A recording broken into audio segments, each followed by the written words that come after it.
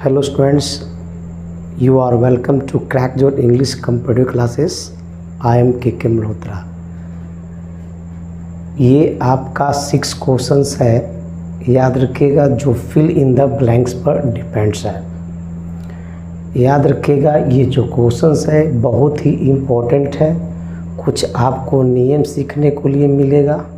याद रखिएगा जैसे मैं इसको एक्सप्लेन करूँगा आप कॉपी कलम लेकर के बैठेंगे और उसको लिखने का प्रयास करेंगे।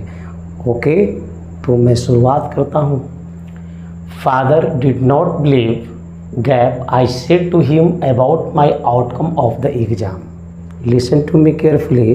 Father did not believe, that नहीं होगा, हु नहीं होगा, विच नहीं होगा, आपका जो आंसर होगा वो हो जाएगा वाट। याद रखिएगा हम इससे रिलेटिव प्रोनाउन में आपको पढ़ाए थे कि कब विच होता है, कब वाट होता है, कब हु होता है, कब दैट होता है। आप इसको देख लीजिएगा, इसका वीडियो बनाया हुआ है। Okay. Ramesh a novel for 2 hours every day. Listen to me carefully. यहाँ पर 4 to 2 hours एक टाइम दिया हुआ है। याद रखिएगा यदि मैं इस एवरी डे को अगर हटा दूं तो आपका आंसर आएगा has been reading. But there are 2 types of times. यहाँ पर एक एवरी डे है और एक 4 to 2 hours है, बट दोनों में बिगर कौन है, विच इज़ द बिगर? तो आप कहिएगा कि सर एवरी डे। और किसी सेंटेंस में अगर एवरी डे हो, डेली हो, पर डे हो, ईच डे हो, वंस वीक है, वंस मंथ है, वंस डे है, वंस ईयर है, समटाइम्स है, ऑफन है, यूजुअली है, रेगुलरली है। अगर हो तो वह प्रेजेंट इंडेफिनिट टेंस में आता है। और यदि प्रेजेंट इंडेफिनिट टेंस में आता है तो याद रखिएगा ये नहीं आएगा, ये कंटिन्यूअस है, ये खत्म, टू तो नहीं होगा, ये भी गलत है। आपका जो आंसर होगा वह रीड्स हो जाएगा। याद रखिएगा। Listen to me carefully. Subject के बाद डायरेक्ट आपका 2 + V1 नहीं होता है। याद रखिएगा सब्जेक्ट के बाद V4 डायरेक्ट नहीं आएगा। सब्जेक्ट के बाद डायरेक्ट आपका V3 नहीं आएगा।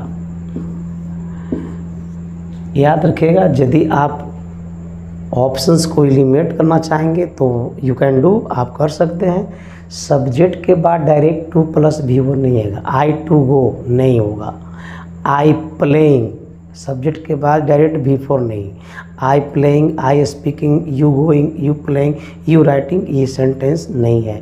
ये सेंटेंस आपका मीनिंगलेस है। सब्जेक्ट के बाद डायरेक्ट V3 नहीं आएगा। आई स्पोकन नहीं होगा। आई टेकन योर पेन नहीं होगा। यानी कि सब्जेक्ट के बाद 2 + V1 नहीं आएगा। I will not give you money, I don't have. याद रखिएगा सर एक वर्ब यहाँ है और एक वर्ब इसमें है। यदि 2 वर्ब्स हो तो सर वह आपका कंजंक्शन की हो सकता है, टू कनेक्ट। उसको जोड़ने के लिए कंजंक्शन चाहिए। कंजंक्शन में आपका दैट है, सो है और एंड है। चूँकि अगर आप ही को लगता है कि सर ये तो प्रेपोजिशन है, बट याद रखिएगा for is also conjunction to show the reason and here is also the reason, so your answers will be B, not A, not C, not D. Okay. There are a lot of mistakes in behaviour. याद रखिएगा ये क्या है, preposition है। और prepositions के बाद एक वर्ड आपका है बिहेवियर, वो नाउन है। और नाउन के रिवर्स में हमारा पॉजिटिव एडजेक्टिव आएगा। और पॉजिटिव एडजेक्टिव आया तो मी हमारा ऑब्जेक्ट है, सी हमारा सब्जेक्ट है, योर्स हमारा प्रोनाउन है। आंसर हो जाएगा D. Okay. Chair is required in this class. याद रखिएगा चेयर, सम के बाद जो नाउन आता है 2 फॉर्म में आता है। सम के बाद नाउन आपका सिंगुलर में नहीं आएगा, PCN आएगा। यदि काउंटेबल हो तो PCN आएगा, अनकाउंटेबल है तो सिंगुलर आएगा। बट चेयर इज काउंटेबल, सो यहाँ पर चेयर्स होना चाहिए था, बट यहाँ पर सिर्फ चेयर है तो ये कट गया। Any chair is required not, any का प्रयोग नहीं होगा।